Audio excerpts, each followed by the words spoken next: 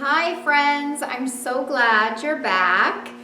I am Miss Liz from the Plymouth Public Library, and this is the second episode of Homeschool at the Library. This session we have been doing space exploration. Last week, if you had a chance to build your rocket, I would love to see pictures. Send them to my email or on the Facebook page. Pictures of your rockets that you did or any launch videos. I'd love to see it. Then this week we are going to talk about the constellations. So I hope that you can research that this week in your journals you got. Go ahead and write down information you learn about the constellations, about space, so you can keep track of that. There are so many books at the library. I would love for you to come in, check them out on space, constellations, things like that. Just a few little bit of information. We live on Earth. I think you know that. And we are in the Milky Way galaxy. And the next largest galaxy, which is kind of very, very close to the Milky Way, is the Andromeda. And we also have 88 known constellations in our galaxy, and I'm trying to think of our other things that might be interesting to you. Our solar system, we have our sun and 9 planets. One is Pluto, that is a dwarf planet now. It's called a dwarf planet. And if you traveled from one side of the Milky Way galaxy to the other side of the Milky Way galaxy, it would take like 100,000 years or more. Maybe 200,000 years. I've read both. Anyway, our constellations that we're going to, when we see, do you know what constellations are? A constellation is like a group of stars that make up a picture in the sky. And the reason that constellations were made were so explorers or astronomers could find the locations of the stars in the night sky. I have included in your bag a paper planisphere, it reads the star wheel here. So what you're going to do is take this out of your bag, and you're going to cut out all the way to the bottom of the white. So you have the white section under here, okay? And then you're going to cut the circle out of the middle, so it's opened. And then you're going to take this paper and cut out the circle with the dates and the star pictures, the constellation. So when you are finished with that, it will look like this. See? There you go. Hello. And your stars. So you're going to slide that in there. To read this is, we're in the northern hemisphere, and we're facing north. You hold this up to the sky, however it tells you to hold it, but you put the date on it. So when you do this, and you're like, oh, it's December. So you want to show the December and line it up at what time. So, when you're watching it, it's December 18th. So, and if you put it at what time it is, let's say you go out at 8 o'clock, 8 p.m. At 8 p.m., you would slide this here, December 18th in the date at 8 p.m. I can get that in there. There we go.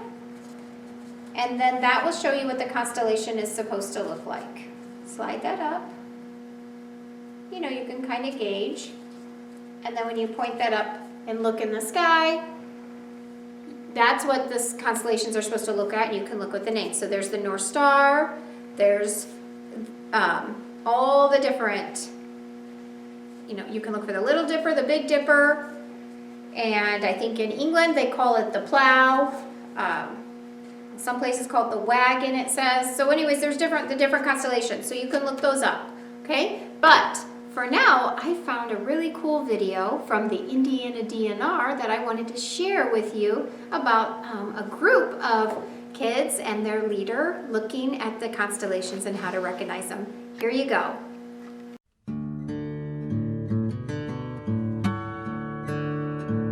Well, let's start with the Big Dipper. Where is the Big Dipper? Up there. Up there. There we go, right there. We are going to start. We have the 4 points of the pot. 1, 2, 3, 4. We then have the handle. Here's the handle. And there's our Big Dipper. Take the last 2 stars.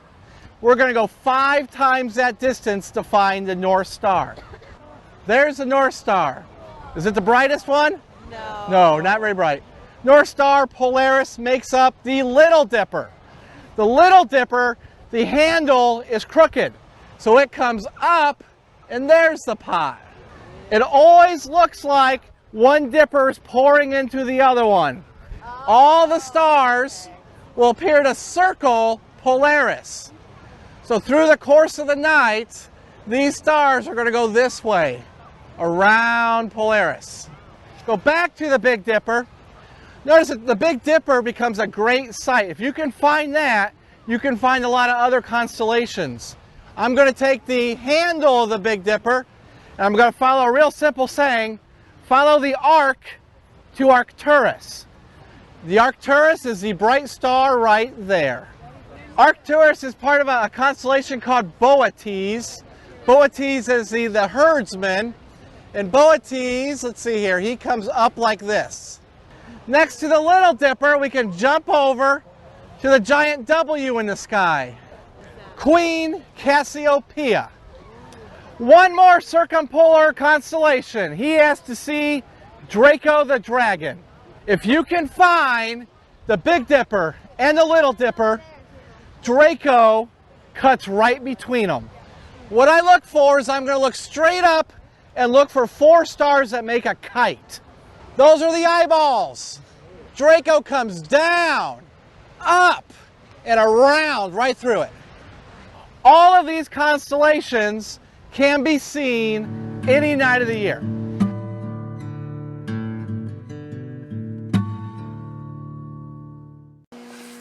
Welcome back. Wow, that was a really great video. It's very informative, and the kids were very excited to see the different constellations. I hope now you can go out in the night sky and see some constellations. I've included this week a craft for you to do that I thought would be fun. So if you want to get your library bag, okay, open it up with me. Here it is. If you didn't get one of these yet, stop by the library and ask for your constellation bag, okay? Inside is a glass jar. Be very careful not to drop it, it's glass. This is a super easy craft and it's really fun, okay? Inside also is a piece of foil I already cut out for you. You will have to trim it up a little bit to do better, okay? And a flashlight, an LED flashlight. So, you need a marker, some scissors, something sharp and pointy. I just actually got a pen that I'll poke the holes in the foil with. So what you're going to do is you're going to draw constellations on your foil. So want to start and measure up how big your jar is and trim up your piece of foil. You can't really make a mistake. You can always get more foil from your kitchen or your neighbor. I would try not to crinkle it too much because it looks wrinkly in the jar and you just want it to be shiny. Okay. And then you take your marker and you draw your constellations that you want to have. So what I did was I just took the star wheel and took the constellations off of there and was like, I think I want to draw this one. And I like, Ursa Major. I liked that one. And Leo, there's Leo and Cancer, and you can just draw your different things. So I'm going to go ahead and draw out a couple here. And I am drawing Ursa Major right now. And when you draw out your constellations, it doesn't have to be perfect. It's kind of fun where you can learn what they look like. And then take and draw dots at each joint, call it a joint, where the two lines come together, and because that's where you're supposed to poke the holes for the light is going to shine through that. So once you get different constellations drawn out and you have your dots all over, and Orion's belt, that's really actually very easy to see in our night sky. Orion, and you can see the belt, it's like 3 stars in a row. Those are, so then after you get these constellations, put the cap on your marker so it does not dry out. Take your pen, and what you're going to do is take your foil and just poke a hole in it. That's all I did. Poke a hole in your spots, wherever you want, where your lines are. Super easy. Don't do too big holes, okay? Just like little dots. Now, of course, the more little dots you have, because there is just so many stars in the sky, and that's what you're poking the holes. Those are actually supposed to be the stars. Okay? It's kind of neat to draw the constellations with it, though, where you connect the dots of the stars, so that way you learn them better. And I would encourage you to come into the library, and there are a lot of books on, or look in the nonfiction section of the DVD and movie section at the adult end, and see if you can find some from National Geographic or wherever. Okay, so I missed part of, okay, so what you're going to do is roll up your foil, okay, it's just easy, and if you make a mistake and tear it, it's okay, you can get more foil. You can either get foil, you can stop by the library and get another piece from me, we have a bunch there, or you have some at home, and I would use heavy duty foil, so just tuck that in there, and then I'm just gonna kind of spread it out so it spans out. There. Okay, now you're gonna take your flashlight that you got in your bag, and inside, because you have to take the top off, there's a little plastic cover over the battery so it doesn't make a connection. It's just a little piece of plastic so the ends don't connect, so it doesn't connect. Okay, and then here's your flashlight. See? Okay. Then you're going to turn it on, and you're going to put it in your jar, and then just put the lid on it. Like this. And of course, you probably can't see it unless I turn the lights off. So maybe we could turn the light off a little bit and you can see what the jar looks like. We just turn one of the lights down. This is a very simple craft and fun to do. There, I don't know if you can see it. I didn't poke a lot of holes, but you can, and that'll be pretty in your room at night.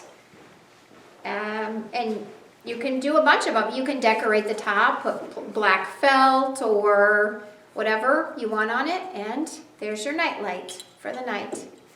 Okay, thank you for joining this episode. I enjoyed learning about the constellations. I know I didn't share a lot of information about it, but I'm hoping that you research it. Just wanted to get you started and excited about learning about space. Thank you so much for joining me today, and I look forward to the next episode. Good night.